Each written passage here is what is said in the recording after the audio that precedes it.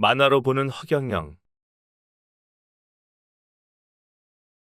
7화 고등학생 허경영. 이 무렵 이행원 스님은 미국으로 포교를 위해 떠나며 더 이상 화계사에 있을 수 없게 되었고, 공부하기에 좀 더 나은 환경의 다른 절을 소개받았다.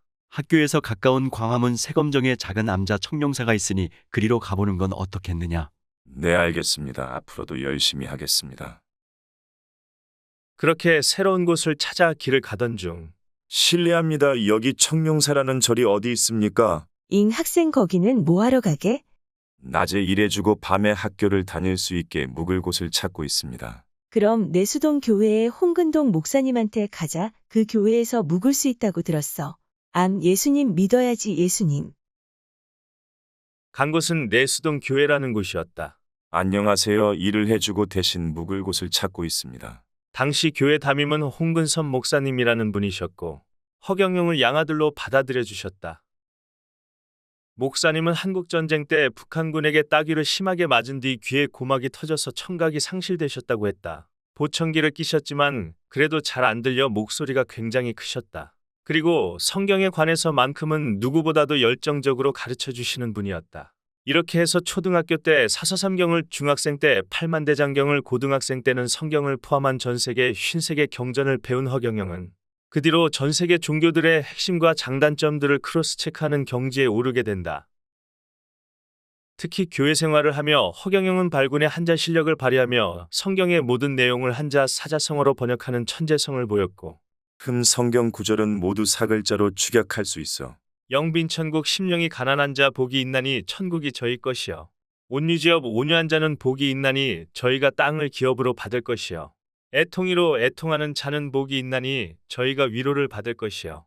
의갈자식 의에 주려고 목마른 자는 복이 있나니 저희가 배부를 것이요.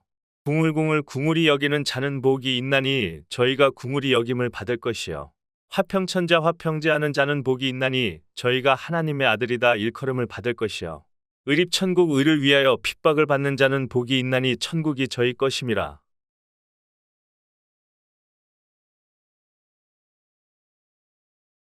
이것은 홍근선 목사님을 아주 놀라게 하였다. 천재다. 두꺼운 성경을 이렇게 얇게 만들어버린다니. 그래도 너무 두껍다. 한 문장으로 줄일 수는 없을까? 허경영이 내린 답은 다음과 같다. 남을 저주하면 자신이 저주받을 것이요. 남을 축복하면 자신이 축복받을 것이다.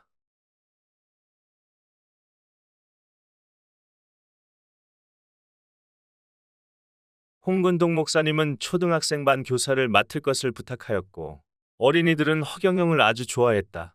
재밌는 이야기 해주세요. 옛날 옛적에 아담과 이브가 살았는데 동네에 아이들을 인솔하는 일도 하였는데 북을 치면서 찬송가를 부르면 마을에서 3, 3, 5, 100여 명의 아이들이 모여들어 진풍경이 펼쳐졌다.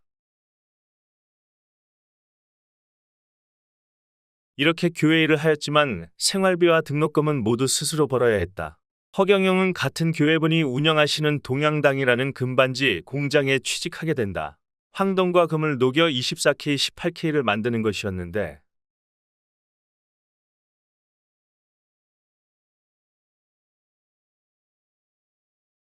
금에 불순물을 정제하기 위해 밀가루 같은 청산가리를 넣었고 엄청난 독가스가 나와 매일같이 쌍코피를 흘려야 했다.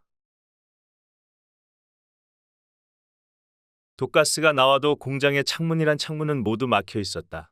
공장장님, 창문은 왜 닫아두는 겁니까? 창문 열고 누가 금반지를 훔쳐갈지도 모르거든. 게다가 공장에는 먼지가 가득했는데 먼지에도 금이 섞여 있다며 청소도 하지 못하게 했다. 하지만 이런 고집에도 불구하고 1년 뒤 금반지가 한돈 없어지는 사건이 벌어지고, 어떤 놈짓이야? 억울하게 누명을 쓰는 것은 허경영이었다. 내가 훔쳐갔지. 애미애비 없는 녀석.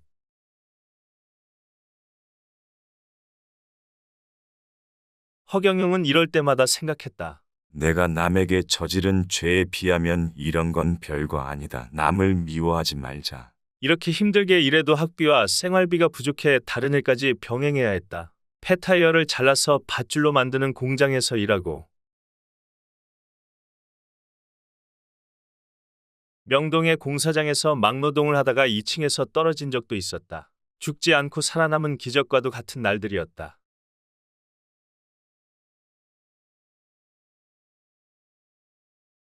근처에 거린들의 합숙소가 있었는데 그곳을 지나갈 때마다 의문점이 있었다. 어째서 저 사람들은 하루 종일 앉아 있는데도 저렇게 먹을 것이 생기는 걸까? 실례합니다. 어떤 일을 하고 돈을 버시는지 알 수 있을까요? 우린 그런 거 안에 돈 떨어지면 피 팔면 되지. 피요? 그래 청량리 병원에서 한 번 뽑으면 3,000원이나 줘. 이때 피팔이라는 것을 처음으로 알게 되었고 등록금 등 급한 돈이 필요하면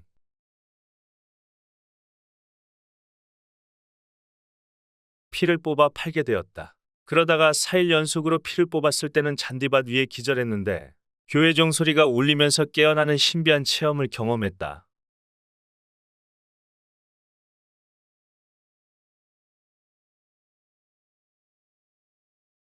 이렇게 힘든 생활을 하며 2년이 지났을 때 여러 가지 사정으로 더 이상 교회에 묵을 수 없게 되었다.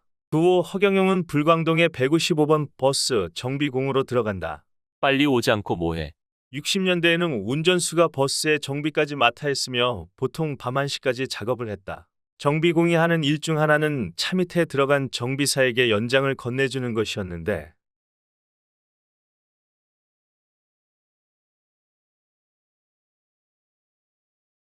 스페나 상부, 이치부, 하치부. 조금이라도 못 알아들으면 즉시 머리를 얻어맞았고 그게 그렇게 아플 수 없었다.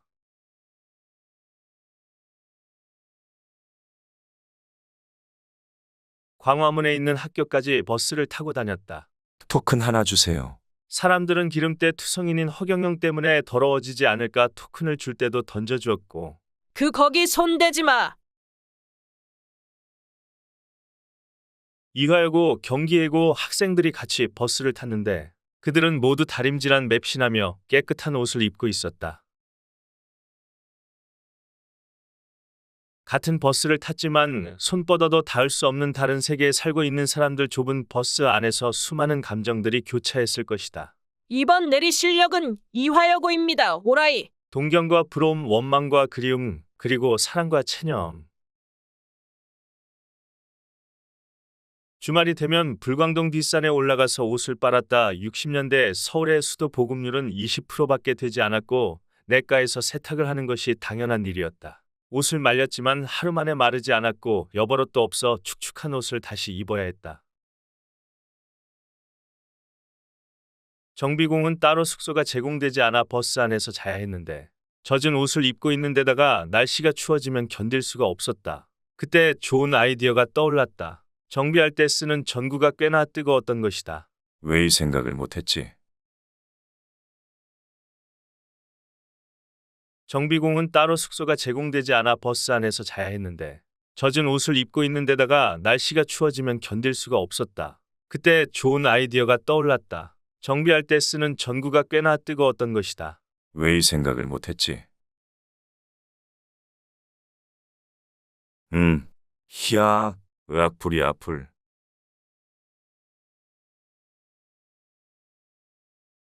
콜로콜로